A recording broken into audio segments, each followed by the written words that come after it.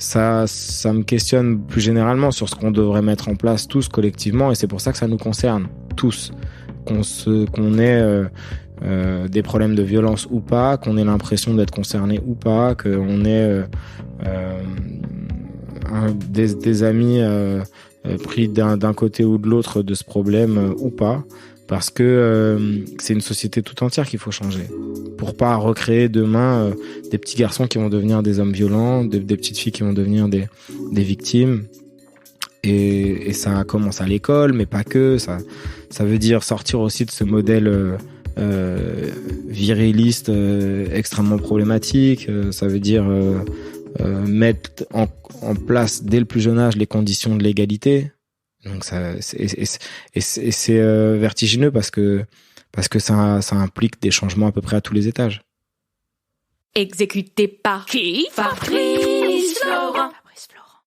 Bonjour, bonsoir, bon après-midi à toutes et à tous et bienvenue dans ce nouvel épisode d'Histoire de mecs. 2 mercredis par mois à partir de 6h du matin, on parle avec des mecs de leur rapport à la masculinité et de répondre à cette question toute simple mais pourtant tellement compliquée, c'est quoi pour toi être un homme? Je suis Fabrice Florent, je produis des super podcasts d'interviews et de discussions, en tout cas moi je les trouve super, et je crée des contenus. Je fais parler des pères de paternité, des mères de maternité, des gens de leur rapport au succès, je prends des mecs entre 4 yeux pour leur parler de masculinité, je fais causer des gens de leur rapport à l'argent et de plein d'autres thèmes que je vous invite à découvrir en allant sur mon site fabflorent.com, fabflorent.com. Si vous aimez cet épisode, vous pouvez aller écouter la bande-annonce du podcast pour en découvrir plus sur mon travail et mes autres podcasts. Si vous aimez mon travail, vous pouvez m'offrir un cadeau en échange en me soutenant financièrement et ainsi me donner un peu plus de sérénité en vous abonnant par exemple à mon Patreon ou en m'envoyant de l'argent sonnant et trébuchant. Allez dans les notes du podcast ou en allant sur fabflorent.com, fabflorent.com, donc vous y trouverez toutes les infos. Enfin, si vous aimez ce podcast, vous pouvez vous y abonner, mettre un chouette commentaire et 5 étoiles au podcast sur votre application de podcast préférée et surtout, partagez cet épisode et ce podcast autour de vous s'il vous a plu. Je suis sûr que vous connaissez des gens que mon travail pourrait intéresser. Vous pourrez également venir commenter avec mes auditrices et mes auditeurs chaque épisode directement sur mon Discord. Alors Discord, c'est un petit logiciel génial que je vous invite à découvrir, qu'il faut installer sur votre téléphone ou votre ordi. Vous pouvez également me suivre sur les différentes plateformes et réseaux sociaux. Vous pouvez vous abonner à ma newsletter et vous trouverez toutes ces infos pour me contacter dans les notes de cet épisode. Un grand merci d'avance et bonne écoute à vous. On est donc avec Mathieu Palin. Salut Mathieu. Salut. Comment ça va? Bah ça va bien. Merci de venir au micro d'Histoire de mec. Mathieu, t'es l'auteur de 2 documents, on va dire, sur les hommes et sur la masculinité. D'ailleurs, tes bouquins aussi parlent de masculinité finalement, tes bouquins d'avant, qui sont sortis en 2019-2020. Mais alors, t'as sorti un podcast qui s'appelle Des hommes violents sur France Culture, justement, début 2020. Ouais, fin 2019, novembre 2019, la mise en ligne du podcast, ouais. Où tu vas à la rencontre et tu vas dans des groupes d'hommes qui ont battu leurs femmes, qui ont été condamnés à ça, à aller se retrouver dans des groupes comme ça. Ouais, c'était un groupe à Lyon de 12 hommes qui sortaient de prison pour la plupart, 12 hommes condamnés pour violence conjugale. Et l'idée était de se suivre pendant 5-6 mois, un vendredi sur 2, dans cette même salle qui ressemblait à une salle de classe, avec cette idée qu'au fil des semaines, au fil des mois, cette parole entre pairs, P-A-I-R-S, permettrait peut-être une prise de conscience, aussi une remise en question peut-être d'un modèle de virilité qui posait problème dans leur couple, qui les avait conduits à commettre des violences sur leur conjointe. Et peut-être, justement, l'idée étant qu'ils ne récidivent pas, leur faire prendre conscience que ce problème devait être pris comme une priorité. Et tout part, comme très souvent quand on parle de masculinité, d'une femme qui t'a écrit, c'est ça, si je me trompe pas? Oui, alors il y a plusieurs points de départ à cette démarche. La première étant quand même le mouvement MeToo, qui prend qui prend sa naissance en 2017 avec l'affaire Weinstein, comme beaucoup de gens le savent, mais qui continue de grossir au fil des mois, qui s'impose comme étant un sujet incontournable, qui se retrouve sur le devant de la scène et qui y reste. Et donc forcément, moi, en tant que journaliste, je commence à me poser des questions de savoir toutes ces femmes qui prennent la parole pour dire moi aussi, pour dire ce monde ne nous convient pas, il faut le changer, il faut prendre les armes presque pour le changer. Forcément, ça me questionne en tant que journaliste parce que je réalise que j'ai 10 ans quasiment de carte de presse et que j'ai jamais écrit une seule ligne sur le sujet, que je suis passé totalement à côté. Donc je commence à poser des questions quand même aux femmes autour de moi, je lis des bouquins, et à un moment, dans un livre de Virginie Despentes qui s'appelle King Kong Theory, elle parle du viol qu'elle a subi à l'âge de 17 ans, et puis elle parle du fait que après en avoir parlé, beaucoup de femmes venaient la voir en lui racontant leur histoire, en racontant des histoires de viol à chaque fois. Ce qui faisait qu'elle en était presque venue à l'idée que toutes ces femmes qui venaient, c'était pas possible. Il y en avait forcément là-dedans qui mentaient. C'était tellement devenu banal de lui raconter cette histoire. Et puis elle se reprend tout de suite après en disant de toute façon, non, j'ai été bien obligé de me rendre à l'évidence. Ça arrive tout le temps. Et cette phrase-là, ça arrive tout le temps. Je me suis dit bon là, peut-être elle exagère. Donc j'ai commencé à partir de cette phrase-là à poser des questions à mes sœurs, à ma conjointe, à ma mère. Et toutes avaient des histoires à raconter. Toutes mes amies avaient des histoires qui étaient pas forcément des histoires de viol, mais des histoires à minima d'agression sexuelle, de harcèlement, de consentement pas forcément bien clair, des histoires de zone grise, enfin beaucoup de choses. Et donc, en effet, cette femme qui arrive comme étant celle qui déclenche peut-être le podcast, ça arrive à ce moment-là aussi. Au moment où ma mère m'a raconté une histoire assez trash quand même de tentative de viol qu'elle a subi quand elle avait 17 ans, et elle l'avait jamais raconté parce que c'était les années 70 et que puis la honte, elle avait peur de le dire, elle avait peur que ça se retourne contre elle, qu'on la croie pas, que ses parents ne la croient pas. Donc tout ça agit comme un peu comme on plonge un sachet de thé dans de l'eau bouillante, c'est-à-dire que ça infuse comme ça tranquillement. Et quand je reçois le mail de Cécile, donc qui est le fil rouge, qui va devenir le fil rouge de ce livre, mais qui apparaît déjà dans le podcast, oui. Ça me permet de pas être dans un mouvement d'interrupteur où on appuie sur un bouton et clac, la lumière arrive. Mais je m'y intéresse aussi parce que depuis 1 an, je commence à réfléchir à ces questions. Et quand je reçois son mail, qui est celui d'une femme qui se décrit comme étant victime de violences conjugales, mais aussi d'un système judiciaire qui déconne, il y a un truc dans sa formulation qui m'alerte et qui me dit d'aller la voir. Et donc ça commence comme ça. Ok. Et donc cette jeune femme, Cécile, se retrouve, tu le racontes ça dans le podcast et dans le livre, parce que le livre est une prolongation. Donc tu as sorti ce bouquin, je l'ai pas dit, mais qui s'appelle Nos pères, nos frères, nos amis. Qui est une prolongation finalement de ton enquête que t'as réalisé avec le podcast. Elle se retrouve dans ce groupe parce qu'en fait la justice la condamne aussi à se retrouver dans un groupe où elle est la seule femme, hein, si je me trompe pas.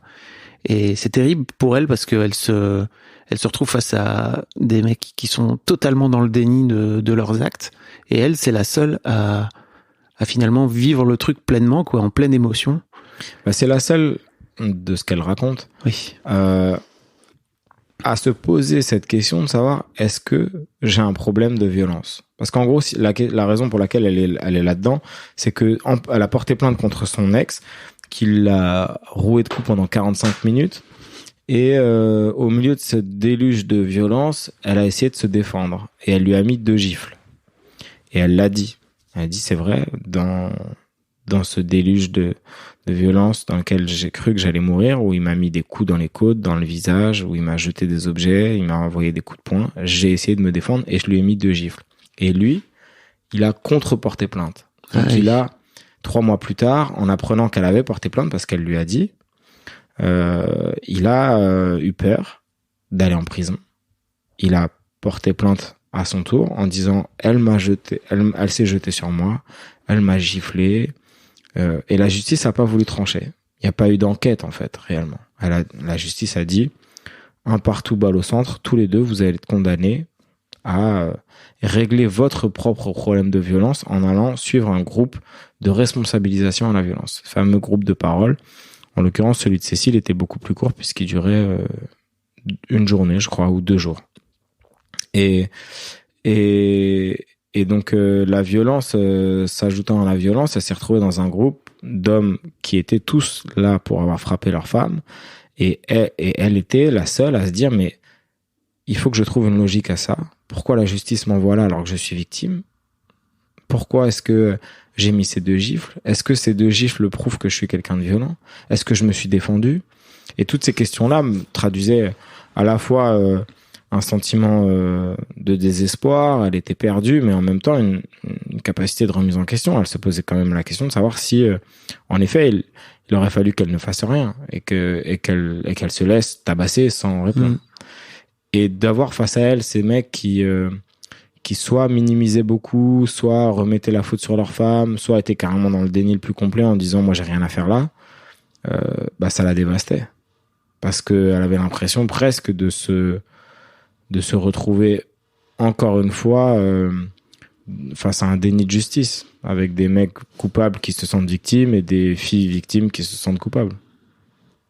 Et c'est un peu tu disais justement, Cécile, il y a un peu le fil rouge. Et j'ai un peu l'impression qu'en fait, le fil rouge de ton bouquin, c'est surtout beaucoup de déni de la part des hommes, sauf quelques-uns qui viennent juste assumer leurs actes mais il y en a pas beaucoup. Et tu t'es retrouvé. Qu'est-ce que ça t'a fait, toi? Parce que je te demande à toi en tant qu'auteur, et journaliste, parce que tu viens raconter ta propre histoire aussi à travers le podcast, à travers le livre. Tu viens raconter ta propre histoire, toi, de mec. Qu'est-ce que ça t'a fait, toi, de te retrouver face à des mecs donc violents, objectivement violents, qui préféraient rester dans le déni plutôt que d'aller regarder en eux, quoi?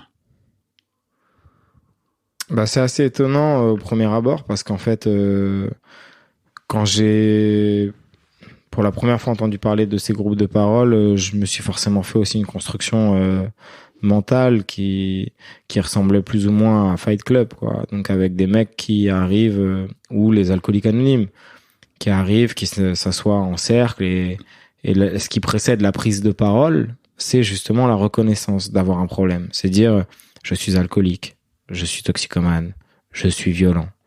Et le fait dans ces groupes, très souvent, avant l'échange, il y a d'abord un déni qui s'opère avec une prise de parole en général assez forte qui dit je n'ai rien à faire là, je ne suis pas coupable, ma femme est une menteuse, la justice ne m'a pas reconnu, de toute manière maintenant avec MeToo on ne peut plus rien dire, on ne peut plus rien faire, les femmes ont le pouvoir, elles l'utilisent pour se venger. Bon. Tout ça rentrant dans une espèce de gros nuage qui s'appellerait celui du déni. C'est vrai que c'est étonnant parce que ça correspondait pas à ce que j'imaginais. Et en même temps, ce déni, il a plein d'explications. C'est à la fois une colonne vertébrale autour de laquelle s'agrège le discours qui vous permet de ne pas vous effondrer. Quand bien même vous êtes coupable, vous avez été condamné. La question n'est pas de savoir si vous l'êtes ou pas. Enfin, vous êtes coupable. Mais vous, dans votre discours, de dire que vous ne l'êtes pas, ça vous permet de continuer à vous regarder dans une glace. Et ça prouve aussi quelque chose, c'est que la violence conjugale, c'est une norme qui a évolué dans le temps et qui a évolué très rapidement ces dernières années. Il y a encore 40 ans, c'était quelque chose d'absolument banalisé et même d'autorisé. On entendait des phrases du type bats ta femme, si tu ne sais pas pourquoi, elle sait. Ouais. Ou dans les années 60, il y avait une question d'éducation aussi. Comme aujourd'hui, tu sais, on frappe les enfants pour les éduquer. J'avais l'impression que dans les années 60, il y avait un peu ce truc de frappe ta femme pour l'éduquer, quoi. Il y avait une violence physique qui était totalement acceptée. Les enfants se faisaient frapper à coups de martinet. À l'école, il y avait des punitions corporelles. Et l'État se considérait pas compétent pour régler les histoires de couple. Parce qu'on considérait que la violence conjugale, une femme qui se faisait tabasser par son mec, l'État n'avait pas à mettre son nez là-dedans. De la même manière que les histoires d'inceste, l'État n'avait pas à mettre son nez là-dedans non plus. La justice ne réglait très rarement des histoires d'inceste, quand bien même il était partout. Et ça a évolué quand même assez rapidement, notamment ça avec ces 5-6 dernières années. Mais si ces gars n'étaient pas capables de dire oui, c'est vrai, je l'ai frappé ma femme, mais de toute manière, elle le méritait, et si demain elle refait la même chose, je la frapperai 2 fois plus fort, c'est bien parce qu'ils étaient conscients qu'ils pouvaient pas en être fiers de ça. D'ailleurs, il y en a plusieurs qui, quand ils ont été condamnés pour violence conjugale, arrivés en prison, ont préféré mentir et dire qu'ils étaient là pour braquage plutôt que pour avoir frappé leur femme enceinte de 5 mois. Donc, ce déni, je pense qu'il faut aussi le regarder comme il est, c'est-à-dire pas uniquement en se disant oh là là, c'est qui ces fous furieux, bas de plafond, qui, alors même qu'ils ont été condamnés, continuent de dire qu'ils ont rien fait. Je pense que ça témoigne aussi d'une évolution, mine de rien, de la société, de voir qu'ils sont pas capables d'assumer leur violence en étant bien conscients qu'ils peuvent pas en être fiers de ça. Et ensuite, c'est aussi assez classique finalement de ces histoires de violence conjugale d'avoir encore une fois cette inversion de la culpabilité, d'avoir des victimes qui se sentent coupables d'avoir été à l'origine, encore une fois, dans leur construction, des ennuis qu'ont vécu leurs conjoints ou ex-conjoints, c'est-à-dire la garde à vue, la justice, le fait qu'ils puissent plus voir leurs enfants, et à l'inverse, des coupables qui, eux, se sentent les vraies victimes. Donc ça, c'est vrai que c'est étonnant quand on l'a sous les yeux, qu'on est assis dans la même pièce qu'eux, et en même temps, assez rapidement, j'ai compris pourquoi. Et je vois que le déni est presque un préalable aussi à la prise de conscience. Chez certains, chez d'autres, ils arrivent avec une posture de déni extrêmement affirmée et ça ne bouge pas. Mais chez d'autres, il y en a certains qui ont commencé par dire j'ai rien fait et qui petit à petit sont parvenus à une réflexion, à un changement aussi sur leur base. Et j'ai entendu cette phrase de notamment un mec qui s'appelle Kader qui disait en fait c'était moi le problème. Mais entre le j'ai rien fait, cette femme c'était l'enfer et vraiment j'aurais mieux fait de me couper un bras plutôt que de la rencontrer. En fait c'était moi le problème. Bah il y a eu toute une évolution qui a duré plusieurs semaines. J'imagine. Et en fait l'un des trucs aussi que tu pointes, je trouve, et notamment à travers l'histoire de Cécile, où il y a tout un moment dans le livre où tu racontes l'histoire de son père violent. Tu parles aussi beaucoup de la construction familiale et de la violence qui finit par, comme tu dis, se propager, se contaminer, qui est un virus en fait dans des systèmes familiaux.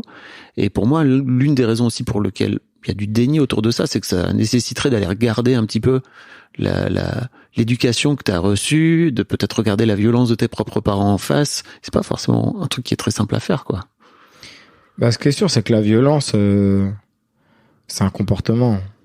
C'est pas quelque chose avec lequel on est. On n'est pas violent. On n'a pas un gène en nous. Si on est violent à l'âge adulte, c'est bien parce qu'on a rencontré un jour la violence. Donc, il y a 2 manières de la rencontrer. Il y a en effet celle de la rencontrer parce qu'on y est exposé au quotidien.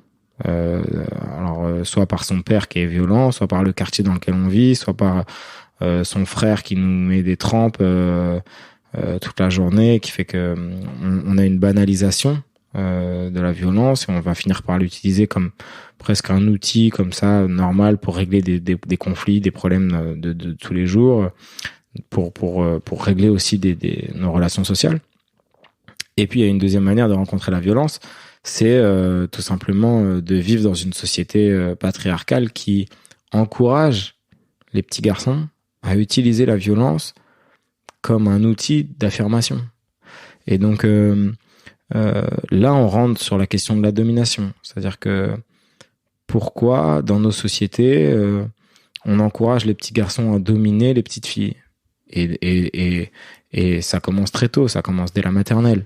Donc, et ensuite, le temps est court. C'est-à-dire que vous avez 4, 5 ans, 6 ans, vous apprenez déjà à vous positionner par rapport à l'autre en tant que petit garçon qui est censé avoir un avantage sur les petites filles. Et puis 10 ans plus tard, vous êtes en couple avec ces mêmes petites filles.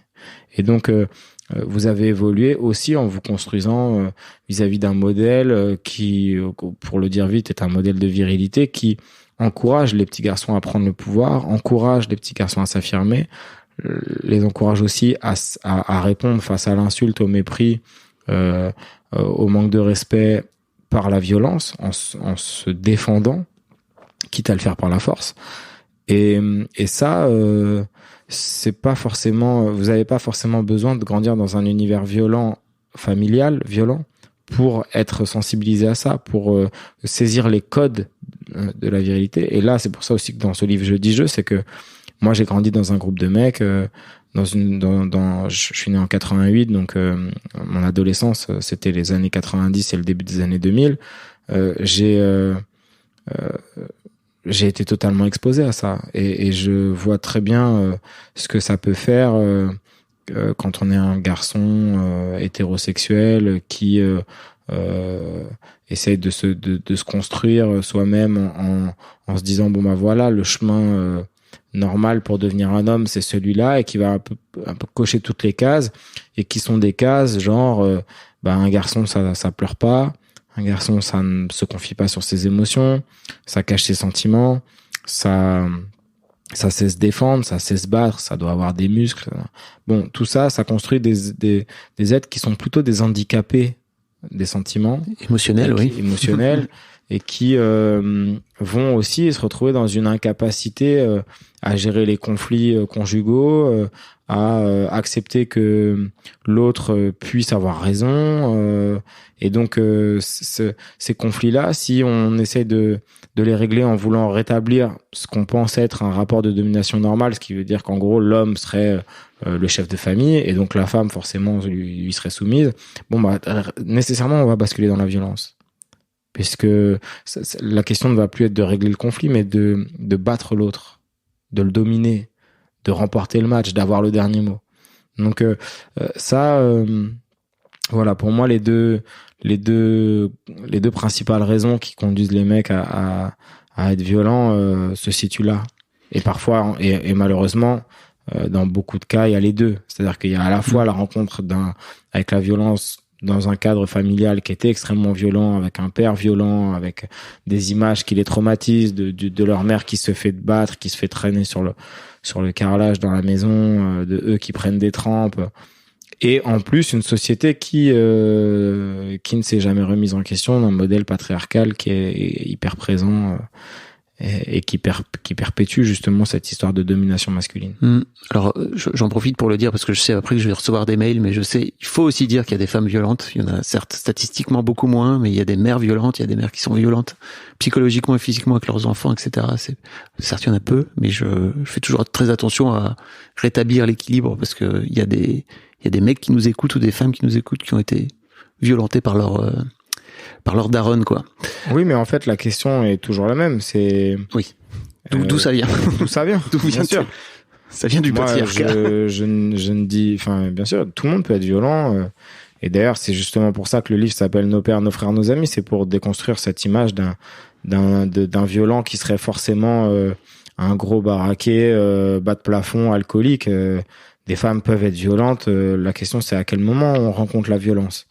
En fait, si vous êtes une femme et que vous êtes fait tabasser toute votre enfance, la violence, vous allez la connaître. Voilà. Ce sera comme une amie, quelqu'un que vous connaissez bien, que vous pouvez solliciter, qui est pas très loin.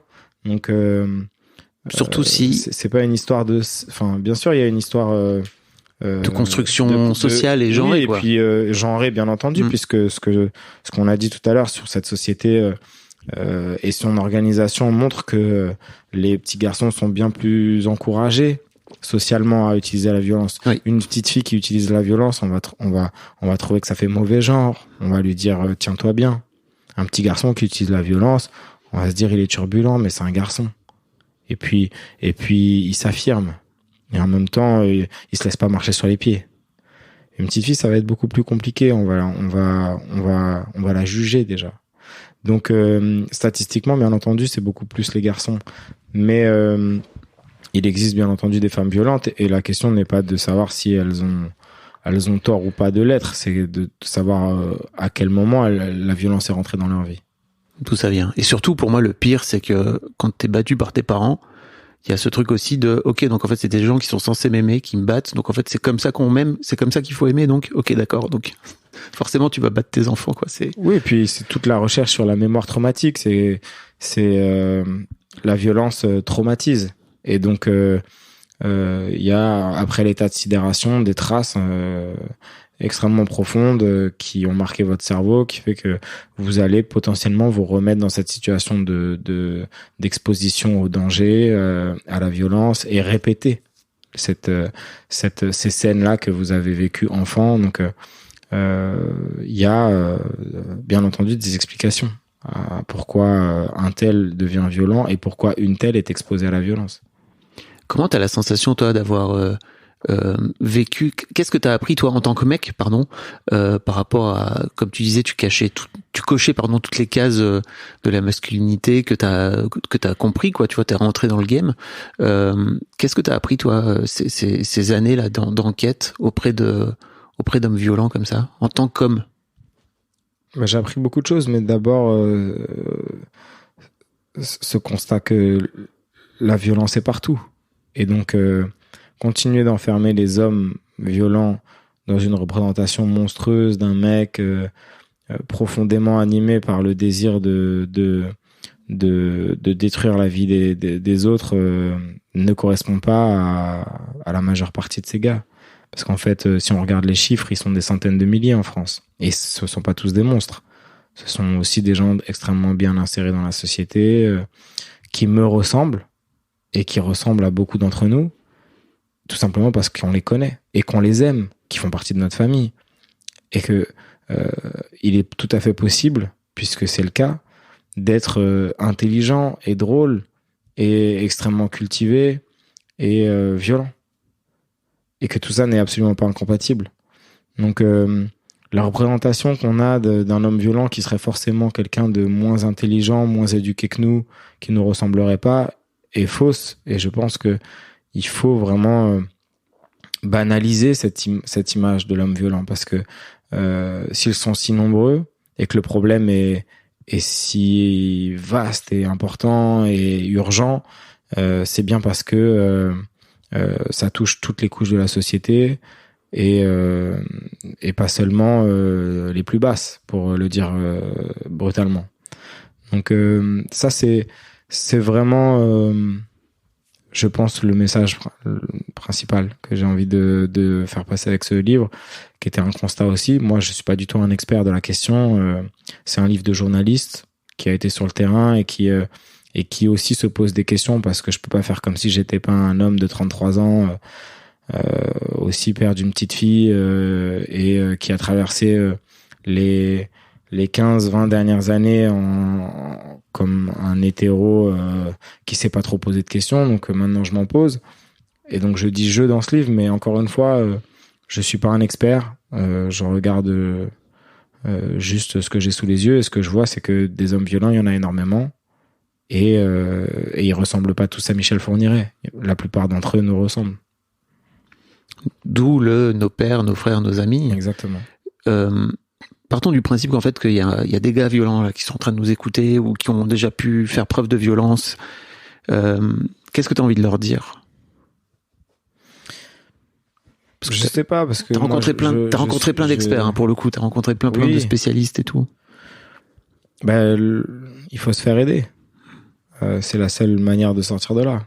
En fait, on a été enfermés pendant des siècles, j'ai envie de dire, dans justement ce handicap émotionnel qui fait que on garde tout pour soi, on parle pas, on demande pas d'aide, on veut pas paraître pour faible, on veut pas avoir l'air d'être un PD ou d'être forcément ça aide pas quand on est enfermé dans ces représentations, dans ces clichés, à demander de l'aide, à dire que ça va pas, à dire que on aimerait s'en sortir mais on sait pas comment faire.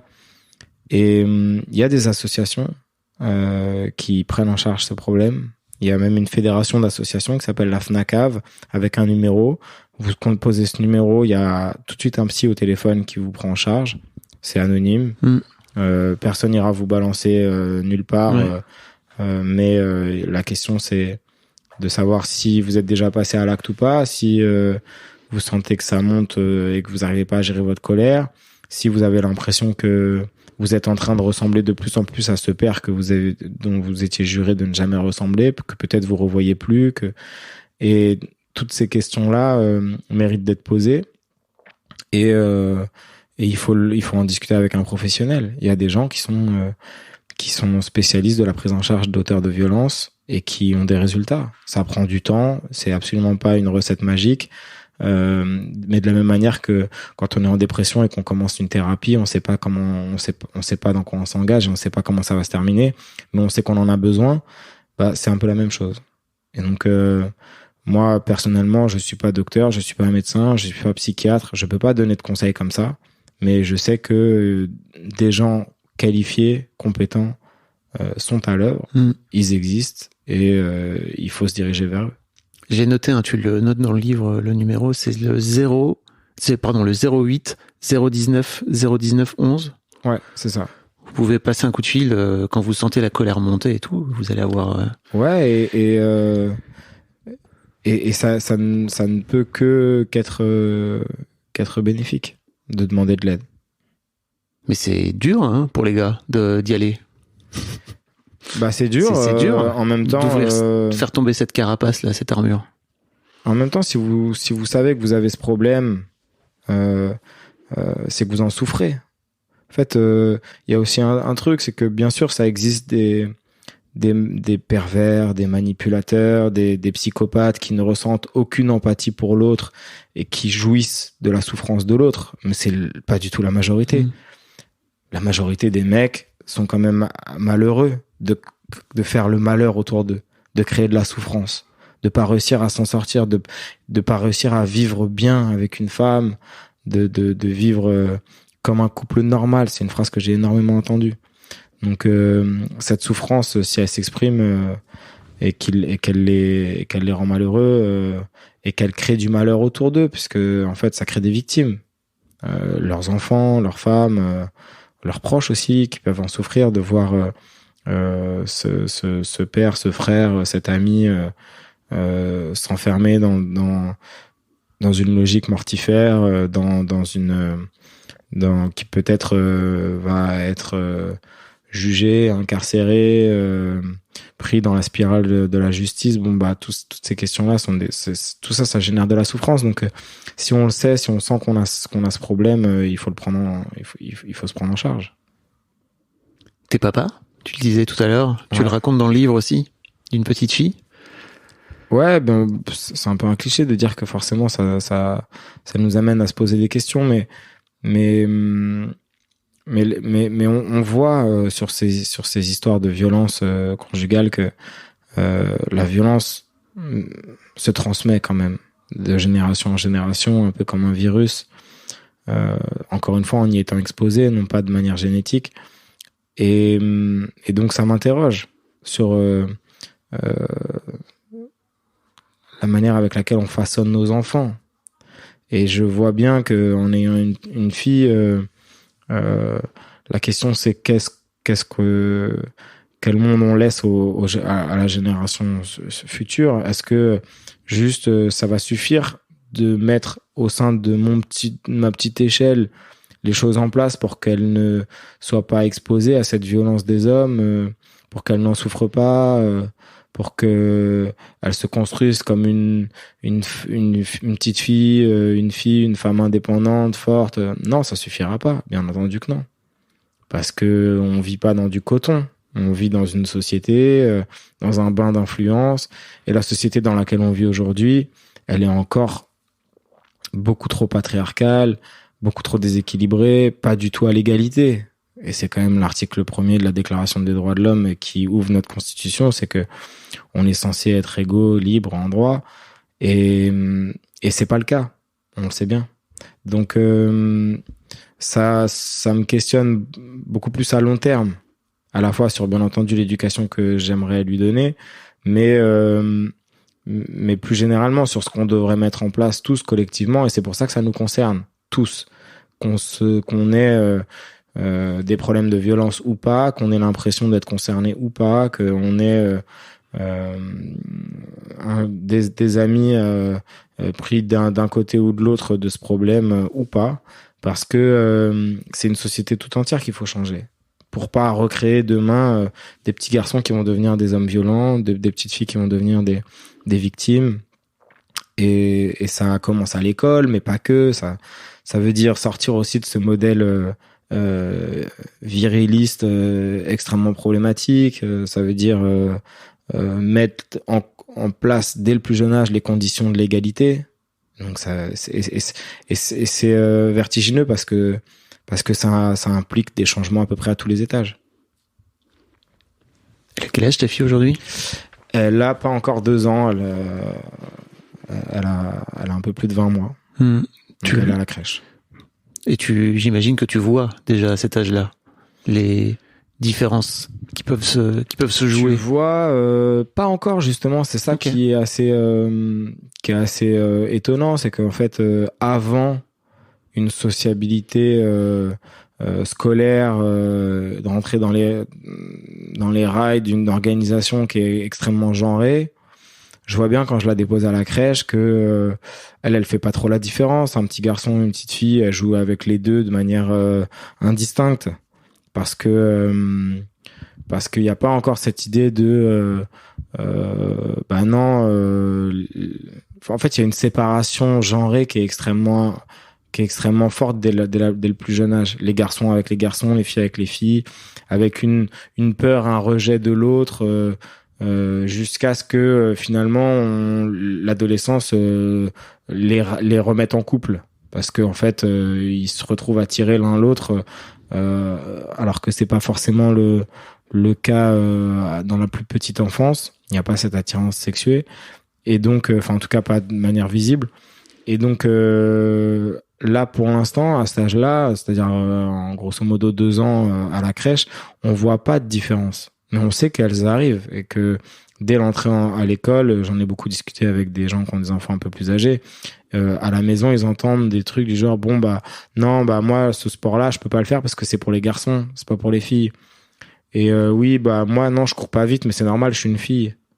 Et toutes ces petites phrases-là qui peuvent paraître anodines, et en fait on les écoute, on les oublie, mais qui marquent déjà ces influences qui vont faire qu'on va aussi vouloir se fondre dans la norme. Et si la norme c'est porter du rose quand on est une fille, parce que les autres filles nous disent que c'est comme ça que ça doit être, et ben peut-être que on va aussi se plier à cette norme. Et de la même manière, si la norme c'est être un mec, jouer au foot, et je dis ça en étant moi-même footballeur, donc on va se plier quand même aussi à cette norme, quand bien même peut-être on n'aurait pas du tout envie de jouer au foot, mais plutôt de jouer à la poupée. Et donc je vois bien que cette répartition des garçons, des filles, de la population française de moins de 10 ans, on va dire, elle est très rapidement genrée, et elle nous enferme chacun dans des stéréotypes qui sont problématiques, parce que dans pas longtemps on va se mettre en couple.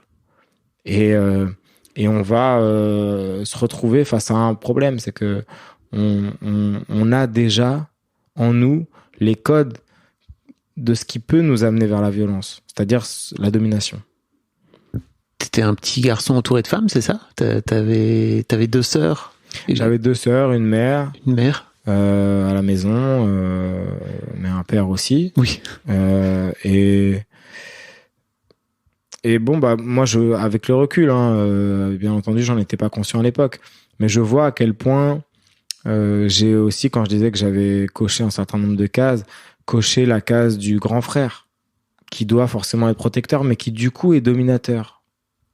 En fait, c'est ça le truc. C'est en plus, j'ai grandi en banlieue où cette figure-là est assez répandue, de celle d'un grand frère qui nécessairement doit être protecteur pour ses sœurs, alors que personne ne me l'a jamais dit. C'est quelque chose que j'ai complètement intégré moi-même de manière inconsciente, mais que j'ai mis en place. Et du coup, à l'arrivée, ça veut dire dominer ses sœurs. Alors, elles sont plus petites, mais malgré tout, prendre des décisions à leur place, les rabaisser. Et ça, oui, j'en ai bien conscience. Et je vois que, bien sûr, c'est de ma faute, mais c'est aussi un modèle que j'ai embrassé en me disant que c'était ça mon rôle. Alors que non. J'imagine que quand t'avais 15 ans, il y avait personne d'autre autour de toi, il y avait pas de podcast, il y avait pas de Mathieu Palin pour venir dire tu peux faire autre chose, quoi, tu vois. Alors c'est vrai que c'était pas du tout une question qui était débattue, mais je veux dire, ça posait pas problème en fait. C'était comme ça. Alors, ça posait problème bien entendu puisque les femmes en souffraient déjà. Oui. Mais ça posait pas de question en tout cas. Il y avait pas de remise en question de ces modèles-là.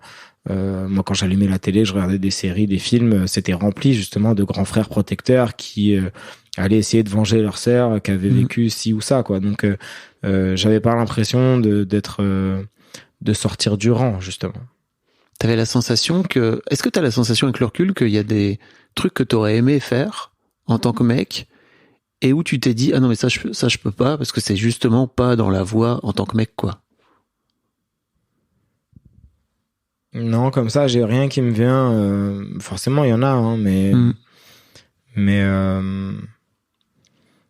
je pense en plus être pas forcément le genre de mec qui a le plus souffert, moi, de ce modèle. Parce que j'étais justement un gars qui a pas eu trop de problèmes à accepter un modèle masculin d'un mec qui fait du sport, qui va avoir un corps qui doit être développé à l'adolescence, parce que je faisais beaucoup de sport, donc j'ai pas forcément eu besoin j'ai pas souffert forcément de devoir coller à ce modèle-là, parce que j'y suis arrivé un peu naturellement.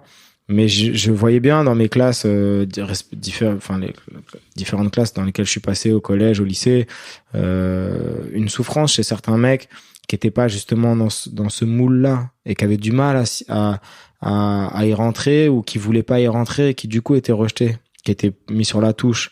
Alors je parle bien sûr de tous ceux qui se découvrent une orientation sexuelle différente de l'hétérosexualité et qui d'un coup sont eux pour le coup vraiment rejetés parce que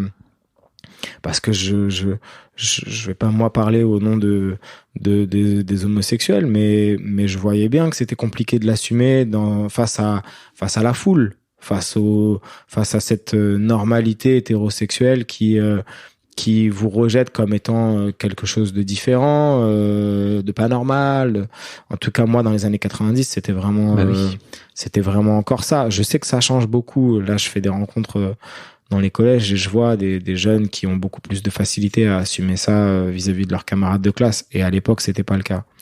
Mais en fait, la norme telle qu'elle est imposée par le groupe, par la majorité, est quelque chose d'extrêmement puissant et c'est difficile de s'y opposer et de s'affirmer en contre, parce qu'on est rejeté, parce qu'on est critiqué, on est moqué, on est harcelé, et j'ai eu la chance, je sais pas si c'est une chance, mais en tout cas j'ai pas souffert de ça, puisque moi j'étais de l'autre côté justement, de ceux qu'on venait pas faire chier.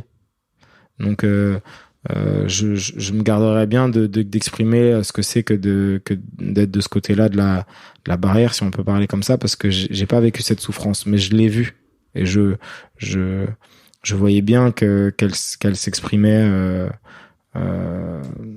tout bas, parce que de peur d'être une fois de plus vilipendé, critiqué, harcelé, quoi. Et pour moi, l'un des trucs aujourd'hui clés que je vois, c'est que chez certains mecs qui sont justement du bon côté de la barrière, ils ont conscience en fait qu'ils sont du bon côté de la barrière et qu'il y a sans doute un truc à faire et à utiliser entre guillemets ce pouvoir qu'ils ont, qui leur est tombé dessus, ou parce qu'à un moment donné ça te tombe aussi dessus, quoi, pour venir défendre les plus faibles. Et ça, c'est un truc que moi j'ai l'impression, en tout cas, je suis un peu plus vieux que toi, mais qui existait pas à mon époque, quoi. Les dominants, ils étaient dominants et en fait il fallait surtout pas aller avec les parias, quoi. Ouais, je sais pas si ça change vraiment particulièrement à cet âge-là. En plus, c'est pas forcément l'âge où on a le plus de recul, le plus de maturité. On reste un enfant quand on est au collège, au lycée, et on est cruel. Et je vois que moi, le discours que je tiens aujourd'hui, je l'aurais bien entendu pas tenu à 15 ans quand j'étais moi-même au lycée. J'étais beaucoup plus con, beaucoup plus jeune, beaucoup plus égoïste aussi probablement. Enfin, je veux dire, c'est aussi un âge qui est cruel et qui est pas celui de l'intelligence. Donc je sais pas, j'ai pas assez de regard sur la jeunesse d'aujourd'hui pour savoir si les choses changent vraiment. Il t'es toujours au centre de tes différents bouquins, de tes projets, etc. Et j'ai l'impression que c'est parce qu'il y a un moment donné où il y a un truc qui te met toi en action, sur lequel tu viens te questionner, etc. C'est quoi tes projets à venir?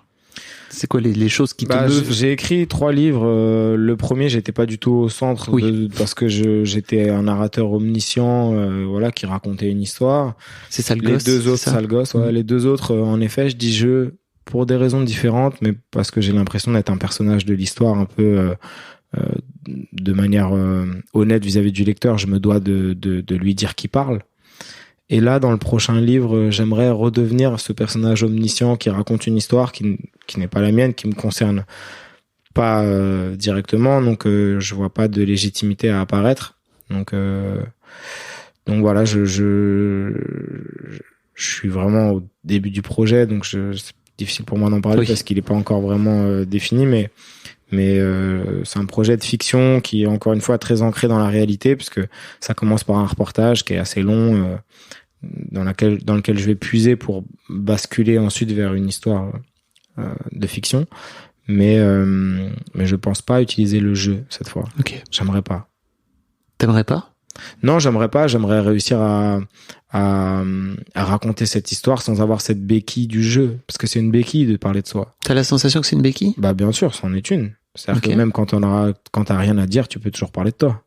Et donc ça, c'est une béquille, parce que ça te permet de aussi plonger en toi, de confier un peu comme on confie au théâtre, parler didascalie, on parle au public, ou en aparté, on a cette capacité aussi dans l'écriture de pouvoir se parler au lecteur en confiant des choses qui peuvent ressortir de l'intime ou de la réflexion ou de l'introspection. Et quand c'est bien fait, ça marche très bien. Carrère le fait très bien, par exemple. Mais j'aimerais bien aussi être capable d'écrire différemment, et donc de me tenir à cette contrainte de le prochain, je n'utiliserai pas ça. C'est intéressant que tu le vois comme une béquille, parce que pour moi c'est plutôt une force, quoi, tu vois, et notamment dans ce récit-là, parce que tu racontes ton propre cheminement, et donc il y a une forme d'identification aussi qui se fait en tant que mec à oui. En fait je te suis. Oui, mais une béquille peut être une force. C'est pas du tout, je le vois c'est pas péjoratif. Non, c'est pas du tout péjoratif. C'est même au contraire un outil qu'on utilise dans le récit, dans la narration, pour que ça puisse aider à la fois au rythme du récit et en même temps s'adresser au lecteur de manière honnête et sincère en lui disant qui parle. Ok. Mathieu, merci beaucoup. Merci. Je mettrai tous les liens pour aller découvrir ton travail. Où est-ce que les gens peuvent te suivre de la façon la plus simple possible sur les réseaux sociaux? C'est sur Insta, non? Où t'es je suis très peu T'aimes actif, pas trop mais oui, j'ai un compte Instagram, un compte Twitter, et puis on peut m'écrire sur Messenger, comme beaucoup de gens. Ok. Merci beaucoup Mathieu, c'était chouette. Merci. Un grand merci à vous d'avoir écouté jusqu'au bout. Pensez à rejoindre le serveur Discord pour venir commenter avec le reste de ma commu. Je vous trouverai tous les liens dans les notes de cet épisode. Et si mon travail vous plaît, je vous rappelle que vous pouvez m'offrir en échange un peu de sérénité en vous abonnant à mon Patreon ou en m'envoyant de l'argent en vous munissant de votre CB. Vous trouverez tous les liens dans les notes de cet épisode également. Bonne fin de journée et j'espère à très bientôt pour un nouvel épisode de podcast.